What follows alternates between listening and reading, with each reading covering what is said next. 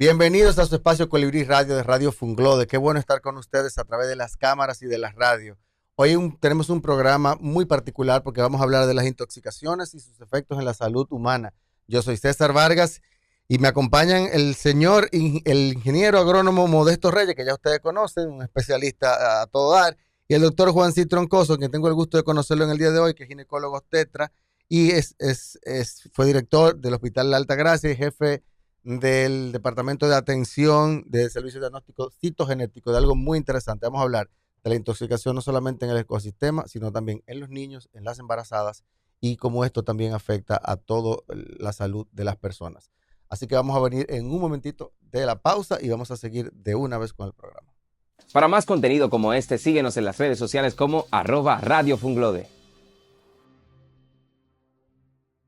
Bien, pues aquí estamos de nuevo en Colibrí, su espacio ambiental de Radio Funglode, y vamos a seguir conversando acerca de estos temas ambientales que nos gusta a todos tanto.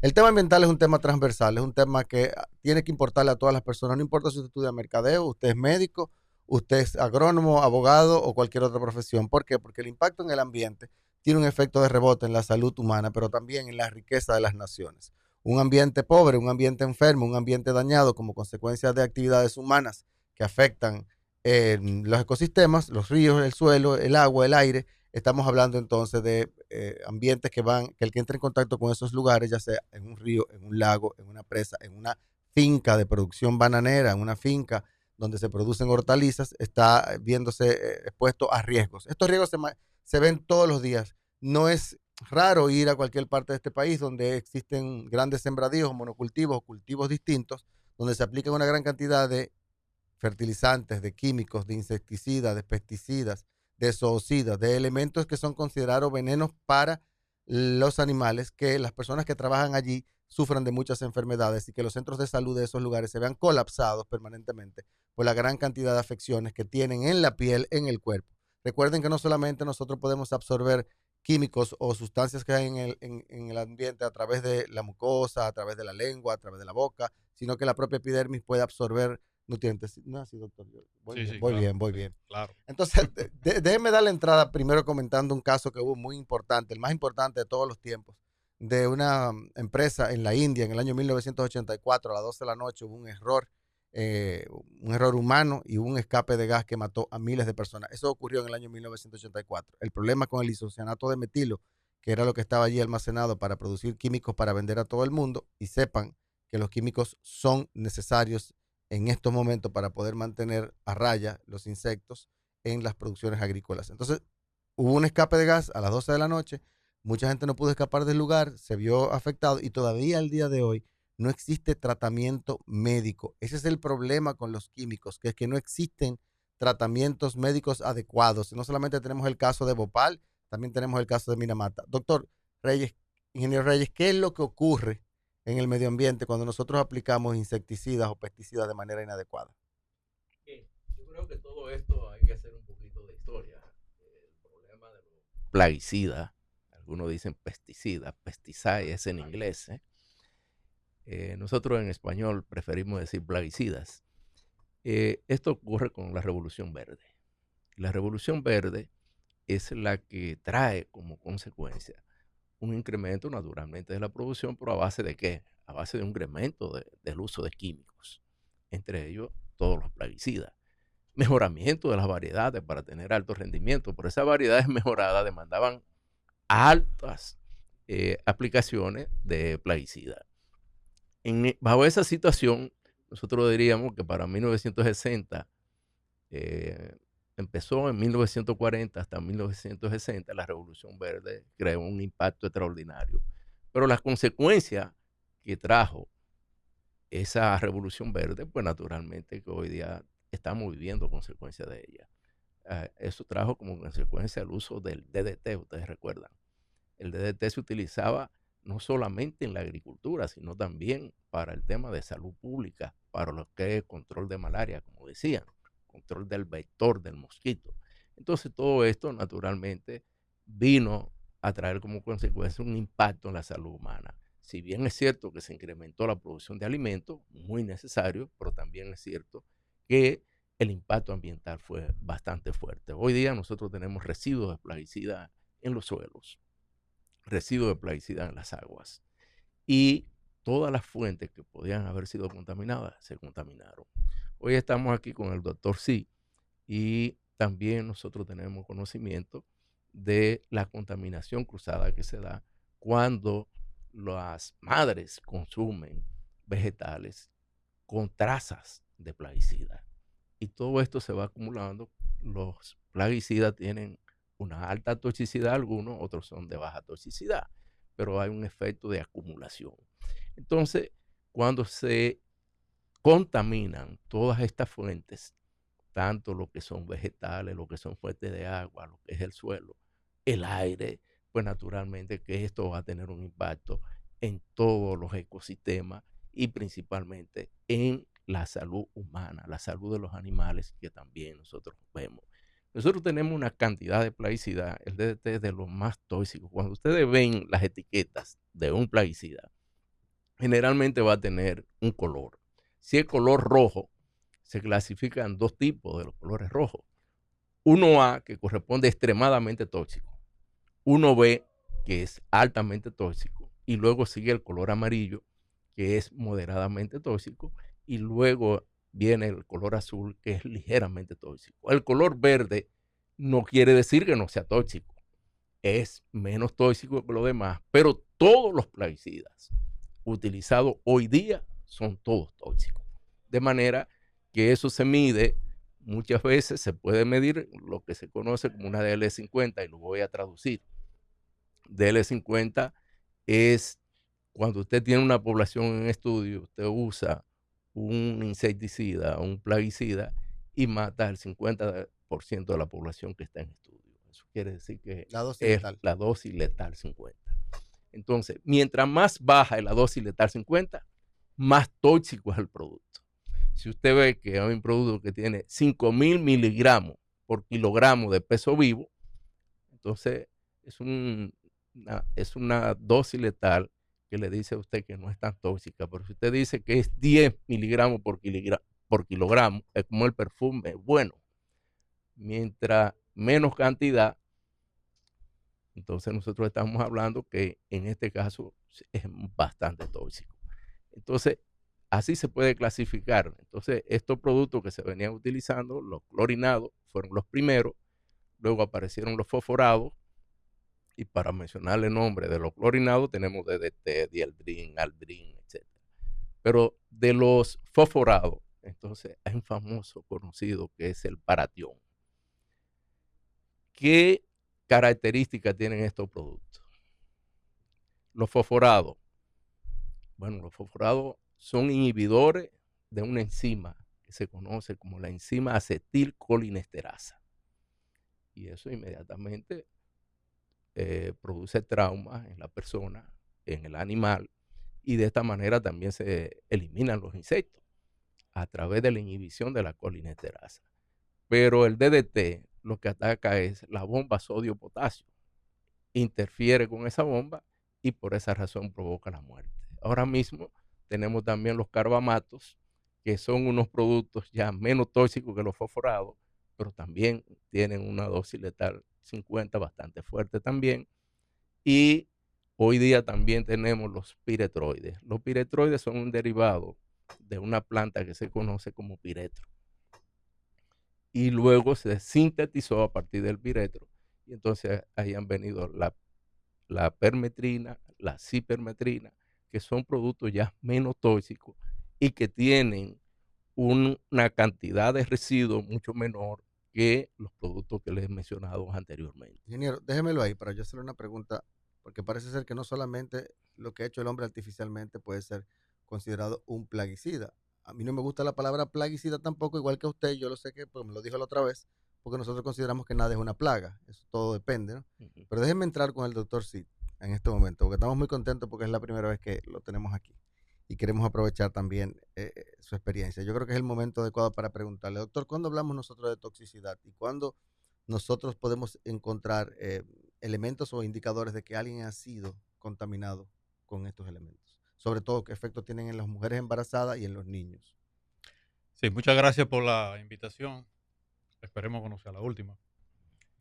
Eh, Fíjate, tal cual como decía el ingeniero Reyes, el, el uso, ¿no?, de estos aditamentos con la finalidad de evitar en los cultivos lo que es la infestación por hongo, por bacteria, trae como consecuencia de que muchas personas adquieran el tóxico a nivel de la alimentación, a nivel de la piel.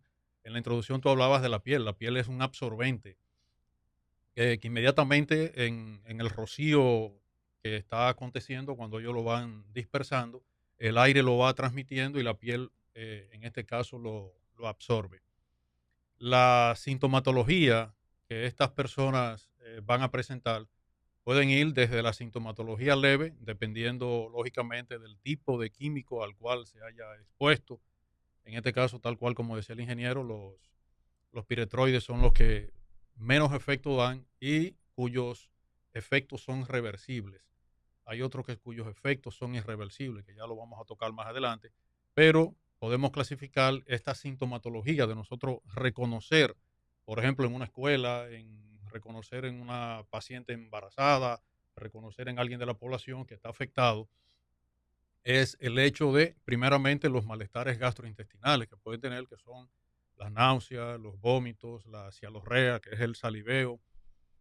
Luego, a medida que el medicamento se va instalando, dependiendo de si son estos tóxicos de manifestaciones que afectan la acetilcolinesterasa, que es un neurotransmisor. En este caso, el neurotransmisor es el que me va a permitir el que el impulso nervioso sea transmitido hacia el músculo. Si no se permite y se bloquea esta enzima, la acetilcolinesterasa, por estos tóxicos, entonces el músculo no se va a contraer y ahí vamos a tener los problemas respiratorios. En este caso va a haber dificultad respiratoria, va a haber disnea, va a haber una sed de aire y a medida que sigue avanzando el estadiaje de la infiltración del tóxico y de esa dosis letal, entonces vamos a tener ya manifestaciones a nivel del sistema nervioso central, como son el insomnio, las convulsiones, la irritabilidad, eh, la, la pérdida de la conciencia, arritmias cardíacas. O sea, vamos a tener diversas manifestaciones dependiendo de la movilidad del tóxico en el organismo que está actuando. Y es muy importante, tal cual como el ingeniero decía, quizá ahorita vamos a hablar de lo que sería el tratamiento, es muy importante de cuando el ingeniero hablaba de la clasificación y el historial de tú decir cómo, cómo contrajo el tóxico, qué tipo de tóxico fue, que fue o inhalado o bebido en algunos casos que son accidentes o desde el punto de vista suicida, o porque Mm. cerca hubo un pase de una escuela y atrás hubo la fumigación y en esa escuela, por ejemplo, como en los casos que están aconteciendo, puede entonces en la escuela absorber tanto por la piel como inhalado el tóxico. Es importante saber la característica de si es clorinado o si es un órgano fosforado, porque la afectación de la acetilcolinesterasa se ven en uno y no se ven en otro. Entonces, en ese caso, cuando yo voy a administrar el medicamento que debo administrar, debo de ver primeramente si me afecta la acetilcolinesterasa o si solamente es de lo que me bloquea el sistema nervioso central. Entiendo. Modesto, yo quiero hacer dos preguntas para que me la contestes brevemente antes de que Felipe Ditren venga y tome mi espacio. Eh, Uno, ¿cuáles son los indicadores? Tú llegas a un lugar, a un balneario, tú llegaste a Manabao, en Jarabacoa, a bañarte. ¿Hay algún indicador en la naturaleza que podamos observar que diga, bueno, aquí hay una intoxicación, aquí hay un problema químico? ¿Hay algo que lo podamos identificar? Esa es una pregunta. Y la otra pregunta que te quería hacer, eso que nosotros consideramos como artificialmente plaguicidas, insecticidas, químicos que nos ayudan, digamos, a mantener a raya los insectos que se comen las cosas que sembramos, la papa, la hortaliza, la cosa. Em, También hay elementos naturales que pueden considerar a un lugar determinado de que en ese lugar existen, por ejemplo, hierbas o árboles o elementos más naturales como el suelo que pueden considerarse también que tengan ese efecto de intoxicación en la naturaleza? O en la Bien, papa. sí. Lo primero, que se reconocen dos tipos de intoxicaciones. Hay una intoxicación que es aguda y esa manifiesta inmediatamente los síntomas. Entonces ahí tú la puedes ver rápidamente, como decía el doctor. Sí, rápidamente una persona que ingiera vía, vía oral, naturalmente, pues se va a dar cuenta cuáles son los efectos de una vez.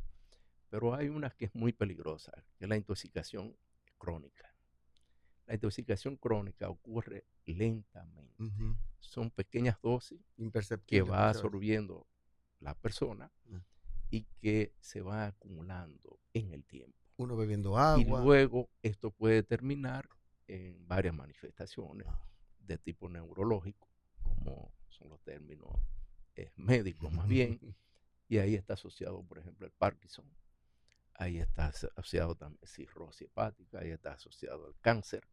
Entonces, estas son extremadamente peligrosas y no se pueden identificar rápidamente. Si yo voy a una parte donde hay vida acuática, entonces, por ejemplo, los piretroides son los menos tóxicos, pero para la vida acuática son muy tóxicos. Para los insectos son O sea altamente que si tú en un tóxicos. río encuentras peces flotando aves Es muertas, una sospecha, abstente. no necesariamente, pero Ujú. es una sospecha Por eso es un de que indicador, puede ¿no? haber un Ujú. tóxico ahí presente. Pero hoy día, con las exposiciones hacia los plaguicidas, la gente no se da cuenta y da pena con los aplicadores que tenemos que no usan ninguna ropa de protección y que están expuestos prácticamente todo el día. Hay personas que su trabajo diario es aplicar pesticidas, aplicar plaguicidas, y lo aplican indistintamente, insecticidas, fungicidas, herbicidas. ¿Y cuáles son las consecuencias que traen esto? Por ejemplo, algunos de estos, cuando se intoxican con algunos de ellos, pues algunos dicen que simplemente hay que comprarle las flores porque no tenemos antídoto. Oiga, muy bien, yo creo que tú lo repitas eso. Sí, sí, algunos La de, mayoría de los químicos no tienen antídotos. no, Es no, una intoxicación. algunos de ellos, otros tienen, Ujú. tal como decía el doctor, cuando tú tienes una intoxicación por fosforado o por carbamato, tú puedes aplicar atropina, pero tienes que saber cuál es tu nivel y manejar esa situación que ya en términos Que la gente médicos se va sepa haciendo. que carbamato no es clamato, para que No, no lo vayan a confundir. carbamato. Entonces, es importante una parte que quiero señalar aquí delante del doctor Sí, que uno de los problemas que tiene la República Dominicana es que en términos médicos, pues naturalmente la toxicología no se ha desarrollado a los niveles que tiene que desarrollarse. Por ejemplo, a nivel de atención primaria, que son los centros donde te llegan en la ruralidad o en los pequeños pueblos del país, pues son médicos generales que no están especializados en el tema de las intoxicaciones para dar los tratamientos. Y le voy a decir lo siguiente, a un paciente que se le aplique una atropina de manera no indicada, ¿Qué es una atropina? Perdón. es el antídoto para contrarrestar el tema de la inhibición de la acetilcolinesterasa, que es el neurotransmisor que hablaba el doctor Sí. En ese caso, puede el médico, por desconocimiento, causar la muerte más Doctor, rápida eso ha de esa pasado aquí. persona. Ha pasado eso. Mira, estadísticas así puntual, que tú puedas decir la causa de la muerte fue por la aplicación de la atropina, no me atrevería a decirlo. Pero sí por eso lo que está apuntalando el doctor, el ingeniero Reyes, es que nosotros debemos de hacer un historial, una anamnesis, un historial clínico. Cuando No, llegue el repítame eso paciente. de nuevo, va al paciente. Un historial clínico, una anamnesis, que es cuando tú recaudas todas las informaciones del ambiente, del lugar, de cómo aconteció la intoxicación, cuáles son los síntomas que presenta. Es tú identificar exactamente el tóxico, de si es un órgano fosforado o si es un clorinado. En este caso, cuando es un órgano fosforado, sí está lo que es la afectación de la inhibición de la neurotransmisibilidad de lo que es la acetilcolina. Entonces el impulso no se transmite, por lo tanto los músculos se van quedando espásticos o contraídos o relajados ya cuando el problema es mayor. Y eso pasa con el músculo cardíaco y el músculo respiratorio. Entonces tú vas perdiendo la capacidad de respirar. Entonces ahí puede. ahí tú puedes administrar la atropina, porque la atropina va a quitar ese bloqueo y va a permitir que la acetilcolina fluya y el impulso del nervio que termina en el músculo se pueda transmitir y el músculo se pueda contraer. En el caso de los clorinados, la afección no está en la acetilcolina. Entonces, cuando tú administras una atropina, desconociendo la característica del tóxico y cuál fue el tóxico que lo infectó, entonces tú lo que vas a propiciar y a enclavar más lo que es el problema de la intoxicación, porque no está dando el medicamento que en ese caso lleva el paciente. ¿De acuerdo? El problema es a nivel central, el problema ya es más a nivel del sistema nervioso y de la liberación incluso de dopamina. Tienes que dar dopamina, manejo en unidad de cuidado intensivo desde el punto de vista respiratorio, evitar los problemas de coagulopatía, puede comenzar a sangrar por la gingiva, por la fosa nasal, gastrointestinal. Entonces tú tienes que evitar todo eso. Pero es muy importante tú conocer en ese historial, cuando el paciente te llega con la sintomatología y la característica, algo que siempre uno primeramente ve es la pupila. La pupila en los órganos fosforados está totalmente cerrada. La pupila es la parte que nosotros tenemos que cierra y abre dependiendo de los cambios de la luz para permitir la luz. Entonces, dependiendo de si tú encuentras esa pupila totalmente cerrada, que es lo que nosotros le llamamos una pupila cerrada totalmente, entonces en ese caso tú dices, aquí hay un problema de órganos fosforados, porque el otro lo que hace es que te produce una midriasis, te la dilata. Con la atropina, el cambio de la pupila es lo que tú estás viendo si estás administrando adecuadamente el medicamento. No voy a hablar de la dosis que se debe dar la atropina. No sé si lo puedo decir, no sé si estamos, Adelante, qué libertad. se da 4 miligramos cada una hora de atropina, una inyección de 4 miligramos, hasta que tú logras conseguir la apertura, que no esté miótica la pupila, sino que tú la llevas a una midriasis.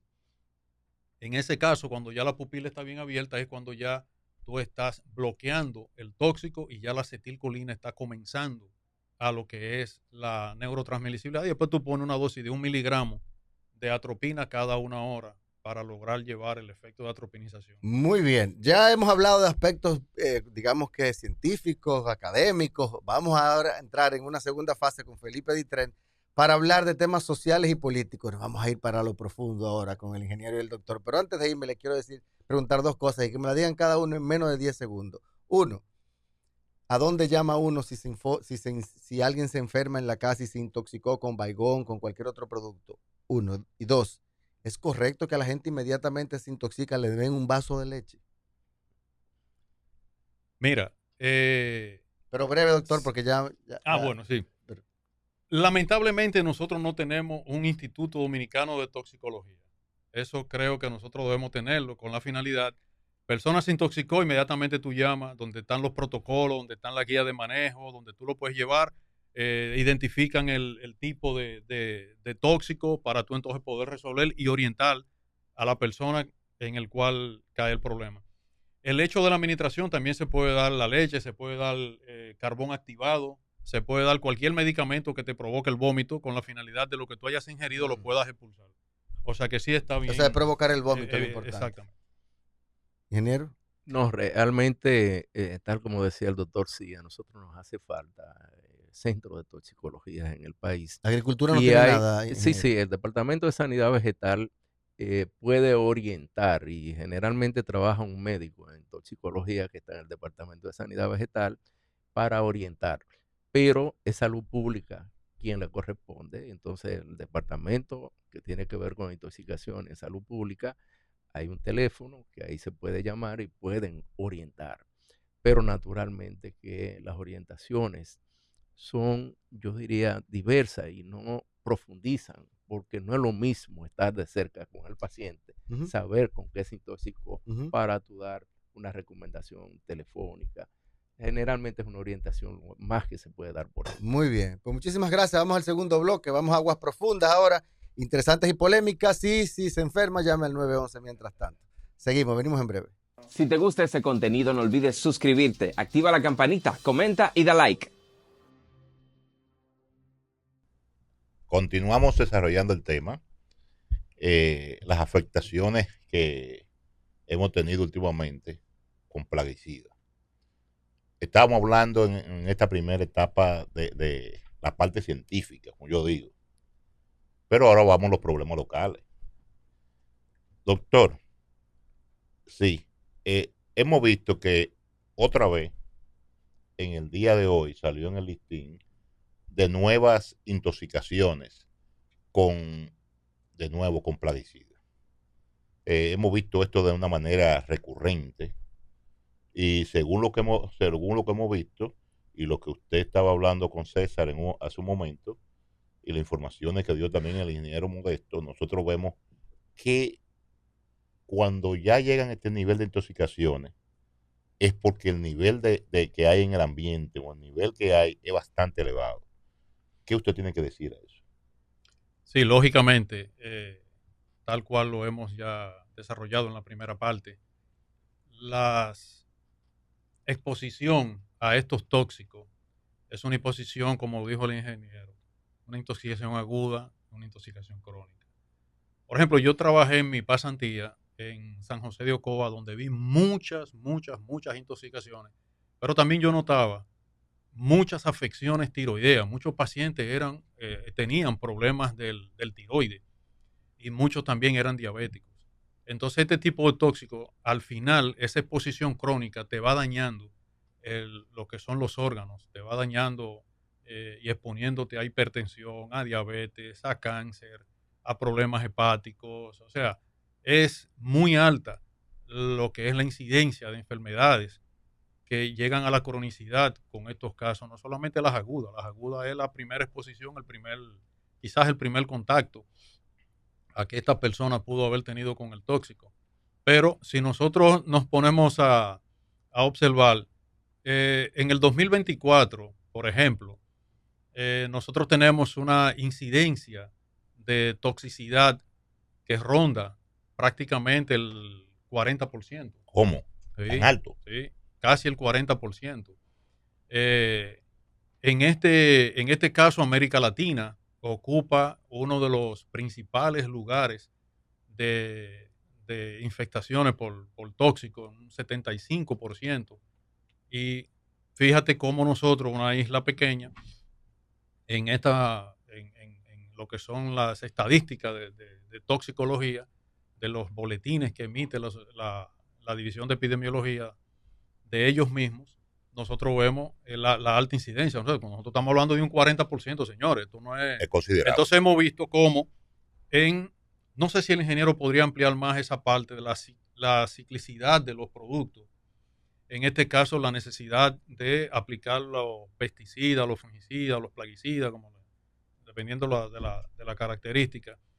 Sí hemos notado que, por ejemplo, en el 2004, para marzo, para mayo, para junio, para septiembre, para octubre, nosotros tuvimos grandes infectaciones a nivel de las escuelas.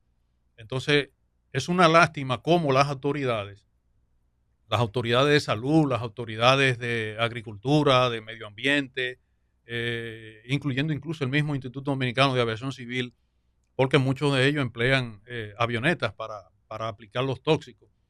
Lo aplican en el entorno de escuelas, donde hemos visto todos estos escolares que están siendo afectados por la aplicación de estos tóxicos. A pesar de que existe un protocolo de aplicación de los tóxicos que data desde el 2000, no se ha vuelto a hacer una renovación, por lo menos en el Ministerio de Salud.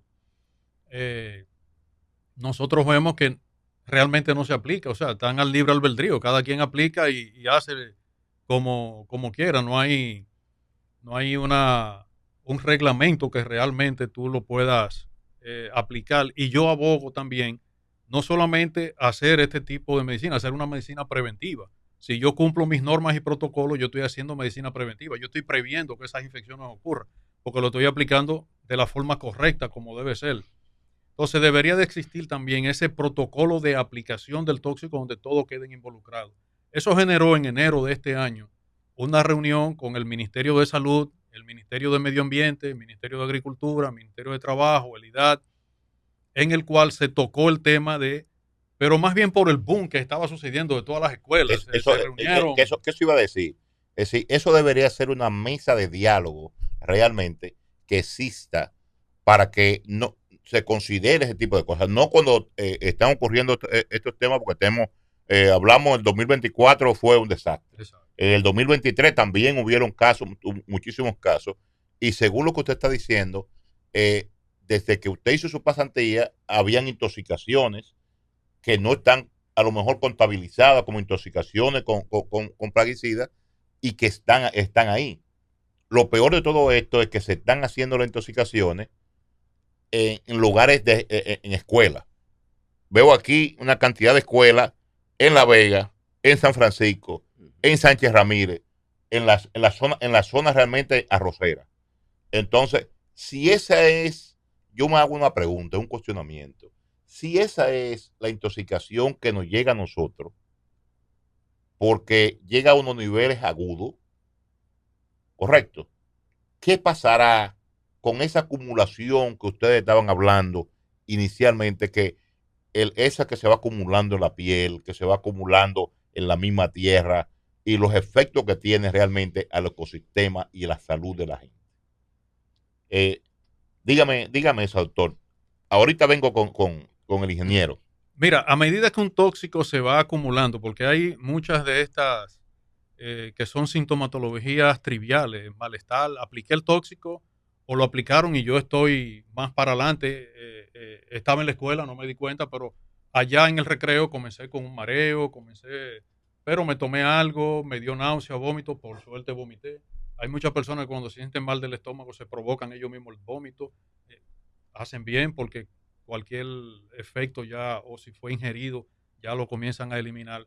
Y muchas veces pasa así, de esa forma sutil, tal cual lo estaba diciendo el ingeniero, la infectación crónica. El inconveniente es que cada vez que se va agregando un tóxico, te va dañando tu sistema nervioso, te va dañando tu sistema orgánico, la transmisibilidad, la producción de enzimas, la producción de proteínas que son necesarias para el recambio del organismo y el recambio de los órganos.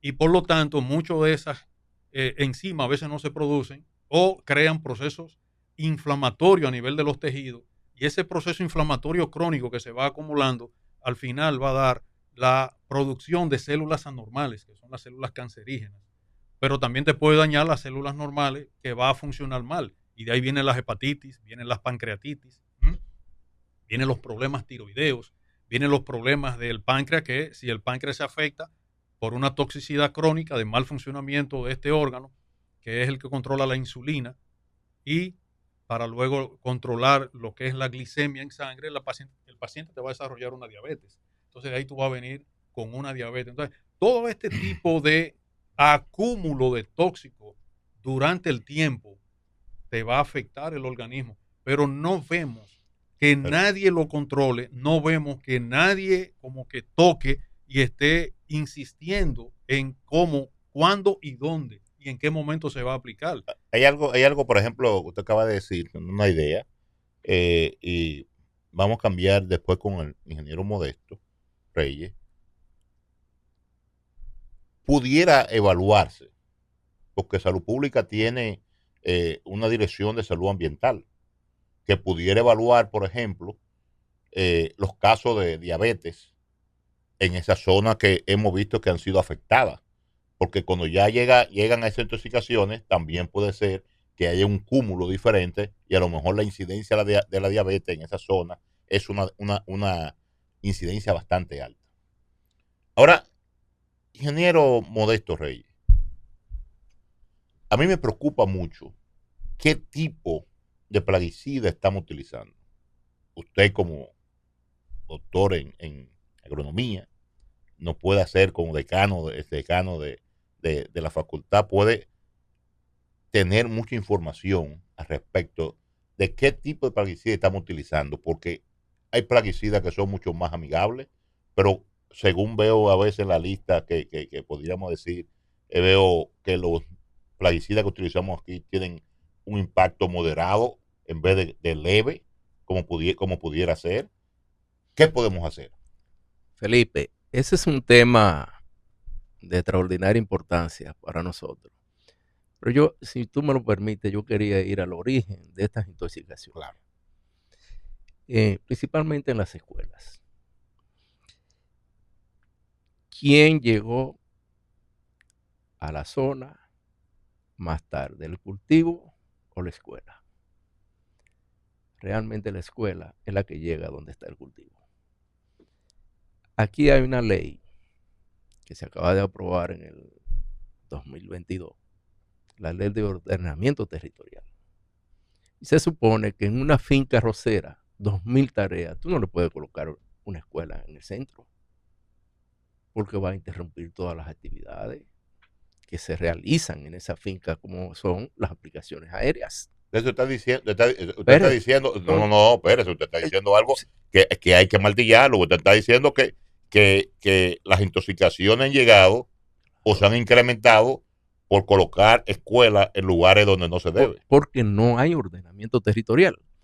Es decir, si el urbanismo llega de manera desordenada, ¿qué quiere decir el urbanismo? Bueno, hoy día los mejores suelos de la República Dominicana, lo hemos dicho por aquí, han sido utilizados para proyectos urbanísticos. Y eso quiere decir que cada día la República Dominicana tiene menos tierra, menos suelos fértiles para la producción de alimentos. Y llegará un momento en que la República Dominicana tendrá que tener en gran medida sus alimentos que consume importados. Y eso es grave. Es decir, que nosotros tenemos que mantener esos suelos fértiles. Por ejemplo, Moca, provincia de Payá, usted encuentra el nivel de construcción en esa provincia que es enorme. Y ahí están los mejores suelos de la región. En Moca, suelos profundos, fértiles, lo que usted siembra ahí se da, en otra palabra. Entonces, se están sembrando, pero de varilla y cemento. Ahora bien, ¿qué está primero? En la salud humana, lo primero. Una vez que la escuela está enclavada en el lugar, indiscutiblemente que si se permitió, si se dejó que se construyera la escuela en medio de ese lugar, pues naturalmente que lo primero son los niños. Y en consecuencia tenemos que actuar. ¿Qué quiere decir esto? Que para las escuelas, esas áreas donde están las escuelas, nosotros tenemos que utilizar protocolos. Ahora mismo hay una resolución, y la tengo aquí, que quería sacarla, me va a permitir sacarla. Hay una resolución que es de 2023-38 del Ministerio de Agricultura. Esa resolución establece protocolo para la aplicación en zonas cercanas a las escuelas. Por ejemplo, no se debe aplicar ningún plaguicida de lunes a viernes. Entonces, vamos a analizar esa parte.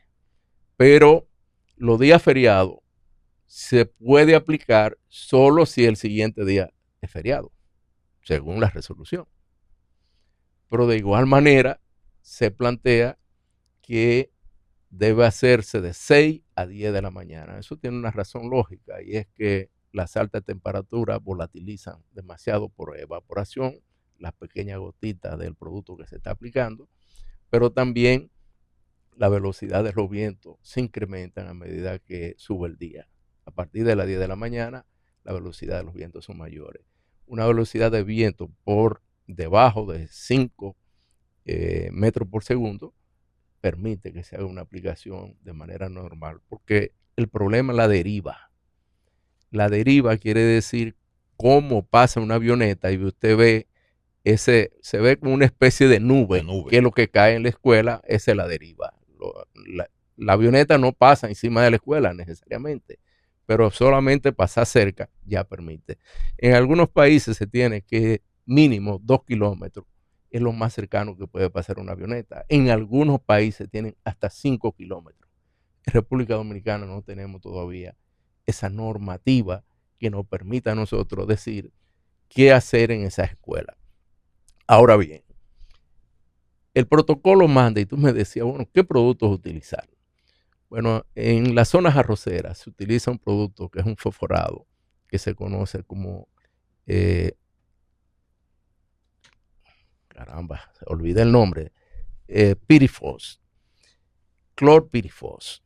Ese producto es altamente tóxico y tiene una DL50 bastante baja. En ese sentido, cuando se aplica de manera aérea, la deriva que lleva, pues no conlleva a nosotros intoxicaciones masivas como la que se dan en las escuelas.